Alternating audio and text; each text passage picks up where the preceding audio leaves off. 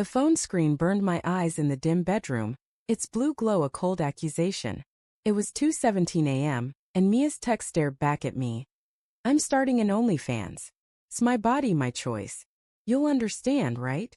My stomach twisted, a sick lurch like I'd swallowed glass. Her words didn't just sting, they clawed, each syllable a jagged edge. I reread the message, hoping I'd misunderstood, but the truth pulsed like a bruise. She hadn't asked. She'd decided. The apartment was suffocatingly quiet, the kind of silence that amplifies every creak of the floorboards, every distant hum of the fridge. Mia was asleep beside me, her breathing soft, oblivious to the bomb she dropped hours ago. I wanted to shake her awake, demand answers, but my hands trembled too much to trust. Instead, I lay there, the phone's light carving shadows across the ceiling, my mind spiraling. Was this about money? Freedom? Or someone else? We'd been together 3 years, our lives tangled like the chargers on her nightstand. Mia, with her wild laugh and paint-splattered jeans, was my anchor. I'd moved to this cramped Chicago apartment for her, taken a soul-sucking desk job to split the rent. But lately she'd been distant, her phone always face down, her smiles fleeting, her excuses vague. Work's crazy, she'd say, brushing off my questions about late nights at the studio. I'd believed her. Or wanted to. The next morning, the kitchen smelled of burnt toast and her lavender shampoo. She stood at the counter scrolling through her phone, her auburn hair catching the sunlight. I poured coffee, my voice steady despite the storm in my chest. So, about your text last night. Her eyes flicked up, guarded but bright. Oh yeah. I meant to talk to you first, but it just came out. She set her phone down, face up this time, and leaned against the counter. It's not a big deal, Ethan. It's just photos. Artistic ones. You know I've always wanted to do something bold. Bold. The word tasted bitter. You're selling pictures of yourself online. That's not just bold, Mia. That's public. My pulse thrummed in my ears, but I kept my tone even, afraid of what might spill out if I didn't. She crossed her arms, her jaw tightening. It's my body. I get to decide what I do with it. You've always supported my art. Why's this different? Because it's not just art. The words burst out louder than I meant.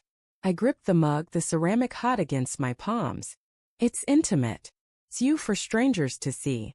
How am I supposed to be okay with that? Her face softened, but only for a moment. You're overreacting. It's not like I'm cheating. It's just business. She stepped closer, her hand brushing my arm, but it felt like a stranger's touch. You trust me, don't you? Did I? The question hung there, heavy as the humidity outside. I wanted to scream that I didn't know anymore. That her secrecy was a knife in my ribs, but I nodded. Yeah, I trust you. The lie tasted like ash. Days bled into weeks, and the apartment became a minefield. Her phone buzzed constantly.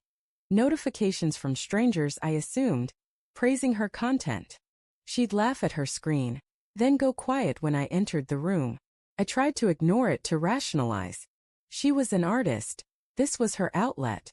But the red flags multiplied. A new perfume I didn't recognize, late-night client calls. A locked folder on her laptop she shrugged off as work stuff. Each clue was a splinter under my skin. Too small to confront but too sharp to ignore. One night I couldn't take it anymore. She was in the shower, her phone left on the couch. My heart pounded as I picked it up. Her passcode burned into my muscle memory. I opened her messages, guilt souring my throat. There it was, a thread with someone named Alex. Heart emojis. Flirty banter. A photo of Mia, one I'd never seen. Her smile radiant in a way she hadn't looked at me in months. My hands shook as I scrolled, each message a fresh wound. Miss you already, Alex wrote. Can't wait to see you again. The shower stopped. I dropped the phone, my chest tight with panic. When she emerged, towel-wrapped and humming, I couldn't look at her.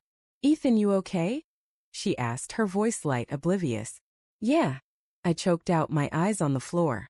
Just tired. I didn't sleep that night. My mind replayed every moment of our relationship, searching for cracks I'd missed. Had she always been this secretive? Had I been too blind to see it? The betrayal wasn't just Alex. It was the life she'd built behind my back. The trust she'd shattered without a second thought. The next evening, I confronted her. We sat on the couch, the city's neon glow bleeding through the blinds. Who's Alex? I asked, my voice low, trembling with the weight of what I knew. Her face froze, her eyes darting to her phone. What? I saw the messages, Mia. Don't lie to me. She exhaled long and shaky, then met my gaze. It's not what you think. Alex is a friend. A collaborator. We're working on something together. Working on what? Secret photos? Late-night meetups? My voice cracked, anger and heartbreak colliding. You're lying to me, and I'm done pretending it's okay. Tears welled in her eyes, but she didn't deny it. I didn't mean to hurt you, she whispered. It just happened. I felt trapped, Ethan. The OnlyFans, Alex. It was my way out. Out of what? Us. My throat burned. You could have talked to me. Instead, you built a whole world without me. She reached for my hand, but I pulled away. I still love you, she said, her voice breaking. I needed more. The room spun. Love. The word felt hollow, a mockery of everything we'd been. I stood, my legs unsteady, and grabbed my jacket. I can't do this, I said, the words barely audible. Not anymore. As I walked out, the door's click echoed like a gunshot. The Chicago wind stung my face, carrying the weight of her betrayal. But the real twist came later when I checked my phone one last time. A new message from Mia. I'm pregnant. It's yours. My knees buckled. The streetlights blurred, and the world tilted. Was it true? Or another lie to pull me back? The uncertainty was a fresh kind of hell, one I'd carry long after her betrayal.